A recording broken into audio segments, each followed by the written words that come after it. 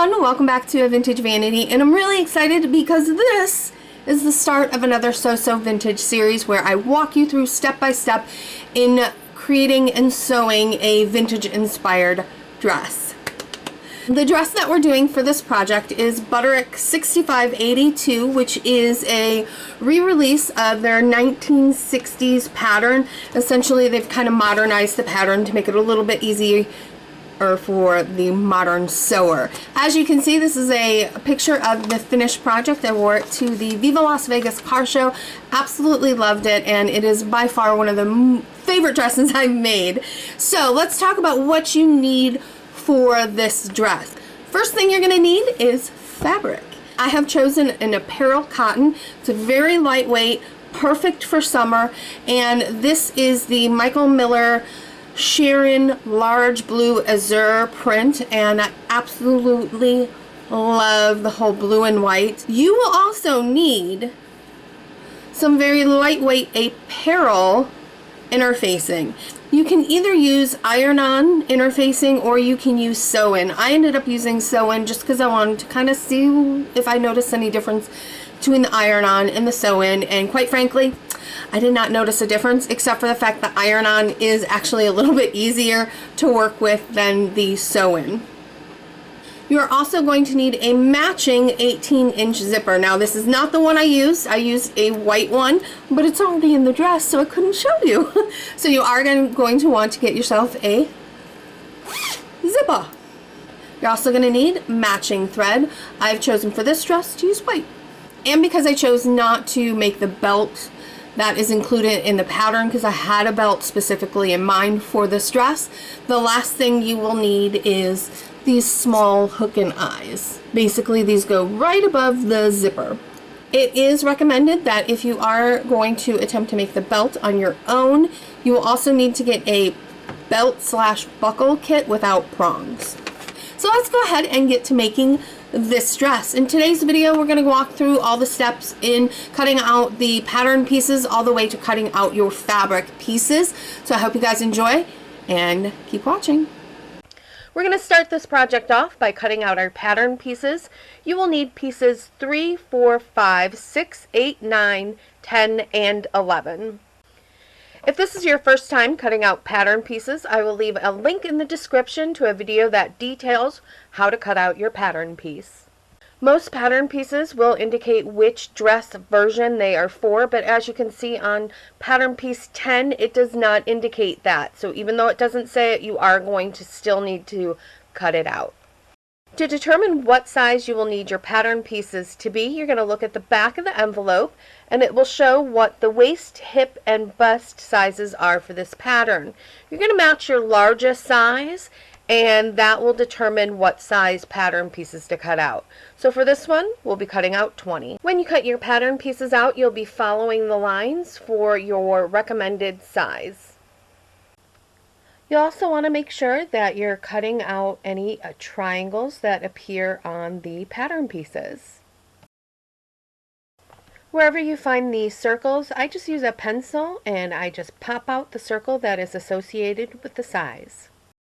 I always make sure to give the sewing pattern instructions a once-over before beginning, because here you'll find the seam allowance that's included, which for ours is 5/8 of an inch, unless it is otherwise indicated on the pattern piece. The instructions will also show you how to lay your pieces out on your fabric. So you're going to find the section that is for your specific dress, and it will also show you the pieces you need. And it will show you width-wise. This is for 45-inch fabric, and this is for 60-inch fabric width. Now my fabric width is 45 inches, so this is how I'll be laying out my pattern pieces. Now, we do have sew-in interfacing as well, and once again, they will show us the pieces that will be used for sew-in interfacing and also how to lay them out as well. And this really allows us to maximize our fabric usage so we're not wasting any fabric. Let's take a closer look at this. You're going to notice it says FP here, which means the fold of your fabric, and SL, which is the selvage edge. Now the selvage is where the end of your pattern meets like a white border. You're also going to notice pattern piece 10 and 11 here is shown white and in shaded dots.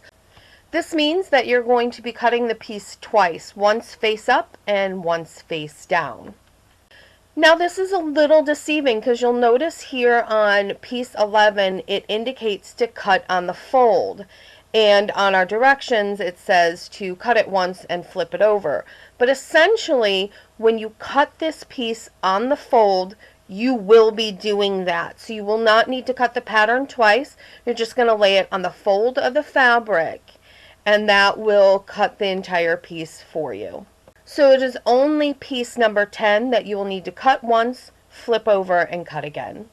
Now let's go ahead and get started cutting out the fabric pieces. We're going to start with piece 10, and you can see on the pattern piece that the fabric is grayed out on top, which means it is going to be fabric right side up, and the pattern piece number 10 is going to be selected right on the edge.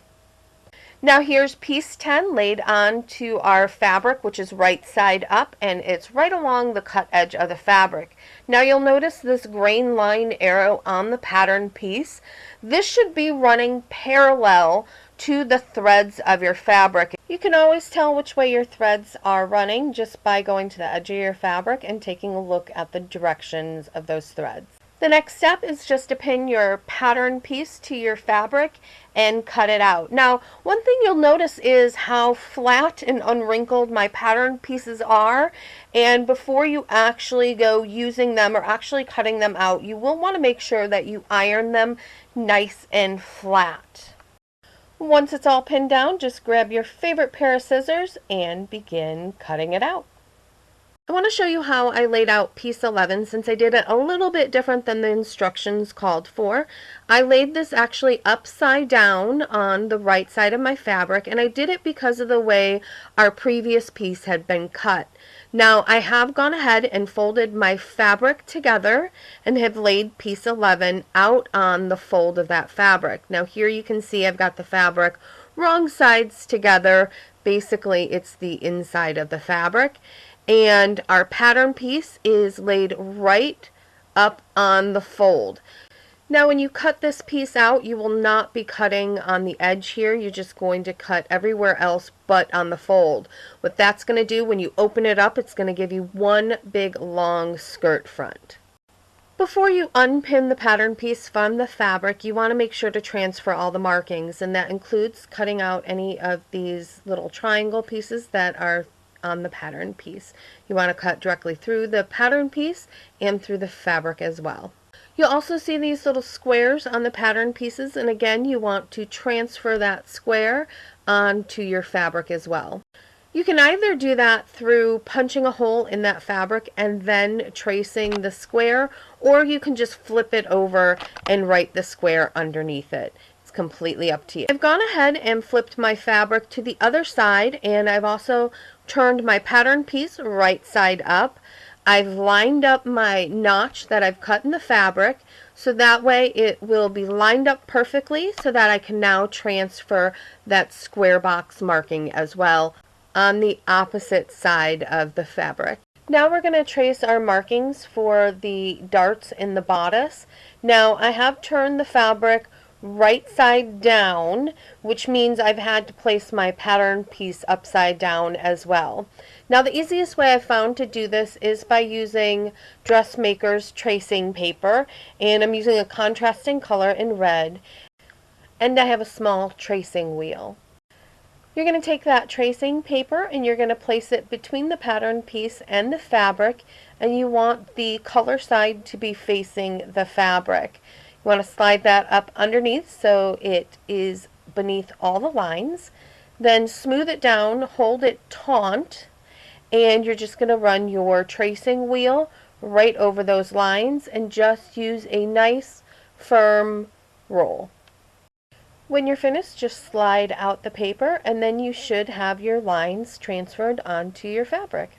Now just a quick note for pieces 9 and 4, you want to make sure that you have actually folded up the fabric so that when you cut both of these pieces out, you will actually have 2 pieces of each, but you are not going to be cutting them on the fold like we did piece 11. Now let's cut out our inner facing. Now this is a very thin sew-in inner facing. You're going to do this for pattern pieces 4, 5, and 6. And you can see here it indicates how many fabric pieces you need and how many inner facing pieces you need. And for piece 4, we will need 2, so that means cut one right side up and the other right side down. Now, even though this is inner facing, it does still have grain lines, so you'll want to ensure that your pattern pieces are sitting properly on the grain line. Now for piece 5, we will just need one piece cut for the inner facing. And then down here for piece 6, we will also just need one piece as well. And just like your fabric, you'll just pin these pieces down and cut them out.